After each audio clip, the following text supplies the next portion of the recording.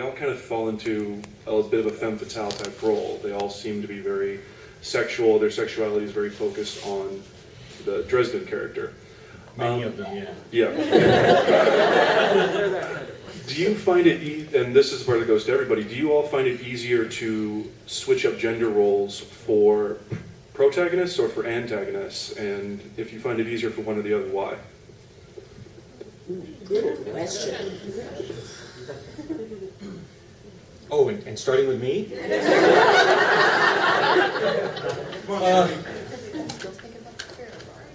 Oh yeah. No, actually, it's the poster with her in the swimsuit. If I want to get distracted by Fair, it'll be that, the big classic one. Well, no, I mean, Dresden was written. Dresden was sort of written to be as close to median American male as I could get, and still have him be a wizard. At least as I understood it. So I mean, for him, it would definitely be an issue for him because you know he's essentially supposed to be every nerd.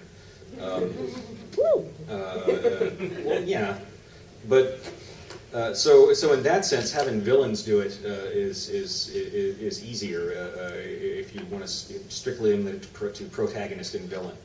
If you go to a character as somebody like Thomas, who's a vampire who feeds through sex. Thomas gets hungry and he pretty much just sees food. I mean, the entire gender issue is irrelevant in terms of I need to eat something, and I base that upon my own feeling of, man, I'm really hungry. I don't really care if that cow was cute or not. I just want to eat that hamburger. I'll worry about the rest later. But yeah. But other than that, a lot of the femme fatale type antagonists that confront Dresden are that way because they know he's a guy, he's fairly young, he's a sucker for that. There's that whole biological thing of when a guy runs into an attractive woman, there's this reaction in his head that makes him like completely stupid for like 45 seconds. Maybe longer. You haven't met my husband's first wife. Oh, okay. So there's at least a little bit of backup to that. It's a useful tactic for them. I don't know if any of them are really actually all that into it beyond what they can get out of it. I think it largely depends on whether somebody is using sex as something that is part of their relationship or if they're using it to get something.